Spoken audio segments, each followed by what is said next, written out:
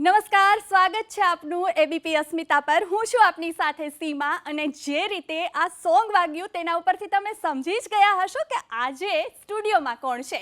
જી હા, મારે તમને કહેવું છે કે ઓમ શાંતિ ઓમનો એક ડાયલોગ છે કે કિસી ભી ચીઝ को चाहो तो इतनी शिद्दत से कि पूरी कायनात उसे मिलाने में लग जाए. આ હું કેમ કહી રહી છું તેનું કારણ તમને આગળ જાણવા મળશે.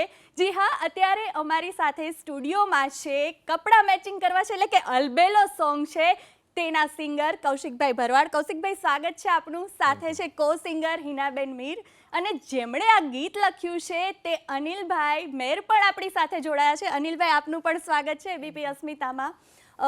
પહેલાં તો આ ટીમને ખૂબ ખૂબ અભિનંદન, કારણ કે આપનું આ ગીત છે અત્યારે લગભગ દરેક મોબાઈલમાં સંભળાઈ રહ્યું છે અને ઘરે ઘરે હવે કૌશિકભાઈ કે હિનાબેન કે અનિલભાઈ ખૂબ જાણીતા બની ગયા છે. ખૂબ ખૂબ શુભકામના.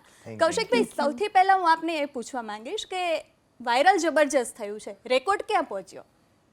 રેકોર્ડ તો આમ જોવા જાવ તો અમારા માટે કંઈ રેકોર્ડ નથી, કેમ કે અમે તો સતત મહેનત કરીએ છીએ, કંઈક નવું આપવાનો પ્રયાસ કરીએ છીએ. પણ એક મહિનાની અંદર ગુજરાતી કોઈ સોંગની રીલ્સ બની હોય તો એ આ સોંગ છે, જેની 6.5 લાખ રીલો બની એક મહિનામાં.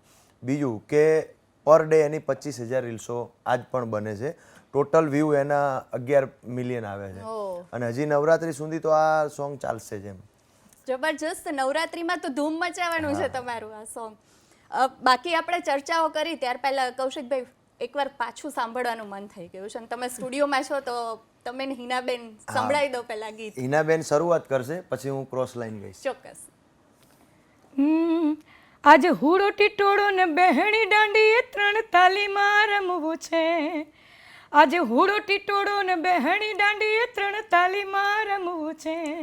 મારે કપડાં મેચિંગ કરવા છે, હો મારે કપડાં મેચિંગ, મનડા મેચિંગ, દલડા મેચિંગ કરવા છે.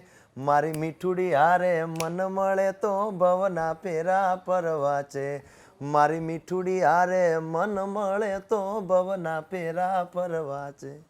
અનિલભાઈ, આ ગીત આપે લખ્યું ત્યારે પહેલેથી એવું હતું કે આ કપડાં મેચિંગ કરવા છે, જે અંતરો છે એટલું ધૂમ મચાવશે કે? કારણ કે મેં સોંગ જ્યારે જોયું તો આખું કૃષ્ણ ભક્તિ ઉપર છે અને આમ બી કૌશિકભાઈના લગભગ દર વર્ષે કૃષ્ણ ભક્તિના ગીતો ધૂમ મચાવતા જ હોયા છે. તો પહેલેથી હતું કે આ જ મુખ અંતરો છે ચાલશે એવું તો ખાસ એવું વિચાર્યું નહોતું, પણ કંઈક નવું કરવા માટેથી અમે લાસ્ટમાં આ વસ્તુ થોડી એડ કરી અને ચાલી ગયું. કૌશિકભાઈ, તમે જ્યારે આ જે ખાસ તો કપડાં મેચિંગ કરવા છે એ હાઇલાઇટ થયું છે એટલે એના ઉપર હું કે ત્યારે તમે કંઈ મગજમાં ચાલતું હતું કે આમાં હું કંઈક આ રીતે ગઈશ તો વધારે સારું રહેશે, અથવા તો આને કંઈક આ રીતે આપણે કરી શકાય, અથવા નવરાત્રીનો એંગલ યાદ આવ્યો તો? ગીત અમે જ્યારે કર્યું ને ત્યારે કપડાં મેચિંગ કોઈ હતું નહીં. ગીત અલબેલા નામથી અમે રેકોર્ડ કર્યું હતું. એની અંદર દુહો એટલો તાકાતવાળો છે, આગળના 2 અંતરા છે, વચ્ચે હિનાબેને પાછું એક મતલબ બહુ જૂનું પ્રાચીન લોકગીત છે રાસનું, એ ગાયું છે. કપડાં મેચિંગવાળો વિચાર તો અનિલભાઈને મતલબ લાસ્ટ ટાઈમમાં જ્યારે અમે રેકોર્ડિંગમાં પહોંચ્યા ત્યારે આવેલો. એમને એવું કીધું કે જન્માષ્ટમી પતી જાય પછી આપણે નવરાત્રિ આવે છે તો આવું કંઈક કરીએ, એડ કરીએ એટલે પબ્લિકને ગમે. પણ પહેલેથી કોઈ કપડાં મેચિંગ સોંગ હતું નહીં, અલબેલા નામથી, અને જન્માષ્ટમી પૂરતું સોંગ હતું. પણ એ લાસ્ટ ટાઈમ રેકોર્ડ ચાલતું હતું ત્યારે એમને એક વિચાર આવ્યો અને બીજા રાઇટર છે અનિલભાઈ અને રાહુલભાઈ દાફડા, એમને તાત્કાલિક લખીને મોકલ્યું. એમાંથી પાછા અનિલભાઈએ થોડા સુધારા વધારા કરે અને ગાયું. અને મેં આ સોંગની અંદર મેં તો કહેવાય ને 15 મિનિટમાં હું ગઈને નીકળી ગયો, તો કોઈ મહેનત નથી.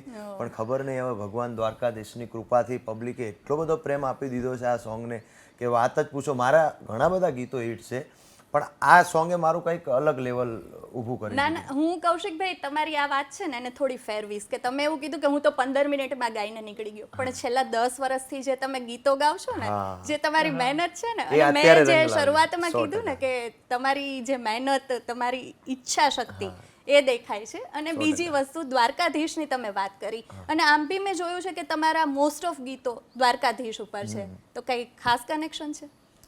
હા, કનેક્શન તો છે. હું તો લાઈવ પ્રોગ્રામની અંદર હજારો પબ્લિક હોય ત્યારે પણ હું કહેતો હોઉં છું કે દુનિયાની અંદર બધેથી હારી ગયા હોય ત્યારે દ્વારકાનો માર્ગ પકડવાનો, ત્યાંથી મને એકને નહીં ઘણા બધા લોકોને ત્યાંથી કંઈક ને કંઈક નવા માર્ગ મળ્યા છે. પણ તમે દિલથી કોઈ પણ વસ્તુ માનો તો પથ્થરમાં બી ભગવાન દેખાય છે, બરોબર? ના માનો તો તમારા સામે આવીને ઊભા હોય તો પણ પથ્થર જ દેખાય છે. એટલે દરેકની માનસિકતા અલગ અલગ હોય છે. હું ખૂબ દિલથી માનું છું અને એની મારા ઉપર ખૂબ કૃપા છે, એના આશીર્વાદ પણ છે. અને આ ગીત હું એવું કહું છું કે દ્વારકાધીશે જ ચલાવ્યું છે એમ. હિનાબેન, આપને પૂછવા માંગીશ કે આપનું આ ગીત જબરજસ્ત વાયરલ થયું છે. જી. આપ બહુ બ્યુટીફુલ પણ લાગી રહ્યા છો Thank ગીતમાં. તમને એવું હતું કે આ ગીત આટલી બધી ધૂમ મચાવશે? ના, એવો વિચાર મેં નહોતો કર્યો, પણ મને જ્યારે મારા ફ્રેન્ડ લોકો આવીને ઘરે આવીને કહે છે કે હિના, એ બહાર જતા હોય એટલે એને ખબર હોય કે હિના તારું સોંગ જોરદાર વાગે છે, એ કે હું જ્યાં સાંભળું ત્યાં હિના તારું જ સોંગ વાગે છે, એટલે એ જાણીને મને ખૂબ આનંદ થાય છે. અનિલભાઈ, આપે તો અનેક ગીતો લખેલા છે આ અગાઉ પણ, આટલો બહોળો પ્રતિસાદ અને એ પણ આટલા ઓછા સમયમાં, લાગણી શું કહે છે? બહુ જ આમ અંદરથી બહુ જ ખુશ છું કે પહેલી વાર અને બહુ જ ઓછા સમયમાં આટલું બધું સોંગ વાયરલ થયું અને લોકોને ગમ્યું. અને હવે એક બીજી પણ એવી ઈચ્છા છે કે મારું લખેલું સોંગ 100 મિલિયન થાય. અમે એવી શુભકામનાઓ આપીએ તમને કે 100 મિલિયન ખૂબ ઝડપથી પહોંચે ને એક નહીં બધા ગીત તમે જે લખો અને કૌશિકભાઈ જે ગાય એ બધા પહોંચે એવી શુભકામના. Thank you. મનડા મેચિંગ કરવા છે, કપડાં મેચિંગ કરવા છે, તેની વાત તો કરી. કૌશિકભાઈ, હવે મારે તમને છે ને જે દર્શકોના મનમાં ચાલે છે ને એવા થોડા પ્રશ્નો પૂછવા છે. કારણ કે કોઈ પણ વ્યક્તિ હોય ને ઘણો બધો સંઘર્ષ કરીને આગળ આવતા હોય, અને સાંભળ્યું છે કે તમે આ રિક્ષા ચલાવતા હતા, ત્યાંથી તમે સંઘર્ષ કર્યો. તો એક સમય હશે કે રિક્ષામાં તમે બાકીના સિંગરના ગીતો સાંભળતા હશો ને અત્યારે લગભગ દરેક રિક્ષામાં તમારા ગીતો સંભળાઈ રહ્યા છે. તો પહેલેથી એવું હતું કે ગાયક બનવું છો? કઈ રીતે મહેનત કરી, કઈ રીતે તમે સંઘર્ષ કર્યો? સંઘર્ષ કર્યા વગર ક્યારેય કોઈ વસ્તુ મળતી નથી. મેં આ લાઈનની અંદર બહુ મહેનત કરેલી છે. મારી મતલબ કહેવાનો મતલબ કે એક રાતની અંદર હું કોઈ આ ગીત મને સ્ટાર બનાવી દીધું એવું નથી. આની પહેલાં ઘણા બધા ગીતો આવ્યા છે, પબ્લિકે ખૂબ ગમાડ્યા છે. પણ મારી લાઈફ તો પહેલેથી સ્ટ્રગલ છે. હું 4 ફેલ છું, ભણ્યો બી નથી.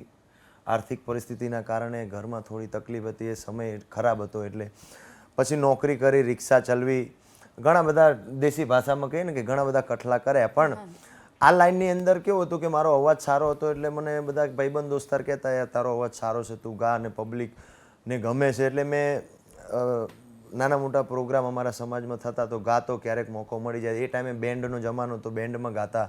પછી લાઈવ ડીજે આવ્યા, પછી મારા 2-4 મિત્રોએ કેસેટો બનાવી, ત્યારે સીડીનો અંત અને યુટ્યુબની શરૂઆત.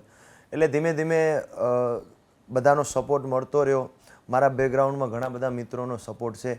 આ લાઈનની અંદર મારી 10 વર્ષથી મહેનત છે. 2014થી 2024 ચાલે છે, એટલે 10 વર્ષ મેં મહેનત કરેલી છે અને એ મહેનત મને એવું લાગે છે કે હવે રંગ લાવી છે. અનિલભાઈ, મારે તમને એ પૂછવું છે કે આ જે અલબેલો સોંગ છે, હવે તો જો કે એનું નામ જ બદલી ગયું છે, મારે કપડાં મેચિંગ કરવા છે એમ જ વધારે ઓળખાય છે, પણ એની અંદર આપે અભિનય પણ કર્યો છે, આપ એઝ એ કલાકાર પણ છો. એ વિચાર કેવી રીતે આવ્યો અને અનુભવ કેવો રહ્યો?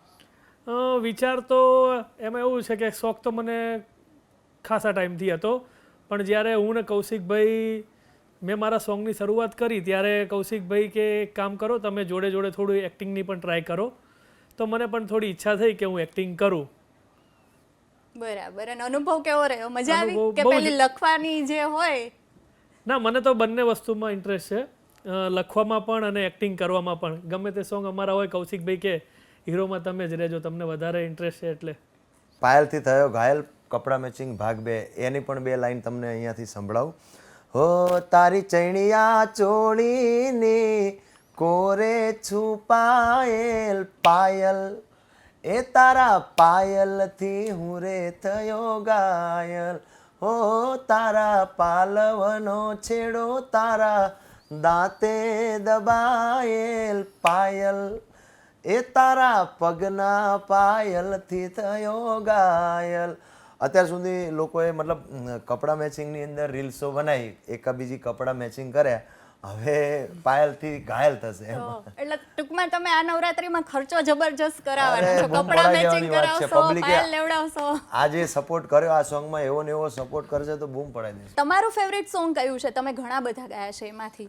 મેં ઘણા બધા ગીતો ગાયા, મારું કોઈ ફેવરેટ છે નહીં. એનું કારણ કહું કે અત્યારે દિલમાં કપડાં મેચિંગ રાજ કરે છે, કાલે પાછું આવે ને પબ્લિકને ગમે એટલે પાછું પાયલથી થયો ઘાયલ, પછી કંઈક નવું કરીએ. એટલે કલાકારને કેવું હોય કે હવે એ રોજ નવું ગાતો હોય એટલે એના માટે કોઈ ફેવરેટ ના હોય, પણ મેં એક ગીત ગાયેલું એ મેં જાતે લખેલું. મેં ઘણા બધા ગીતો લખ્યા છે અને અનિલભાઈ મારી જે ટાઈમે શરૂઆત હતી, મારા શરૂઆતના 2 વર્ષ પછી જ્યારે અનિલભાઈ મને મળ્યા એ ટાઈમે મેં 5 સ્ટાર, કાનુડો, દોસ્ત મારું જીગરજાન, વાવાઝોડું, ભાઈબંધી ભૂલાય ના, જિંદગી જલસાથી, મારા ઘણા બધા ગીતો છે. દિલ મારું કંઈક એવું કરીને પડે દિલ મારે દેવાનું છે દાનમાં, એ અનિલભાઈની ચેનલમાં આવેલું ને અનિલભાઈએ જ લખેલું. અચ્છા. એમાં એવું હતું કે અત્યારે એ પણ સોંગ ટ્રેન્ડિંગમાં છે.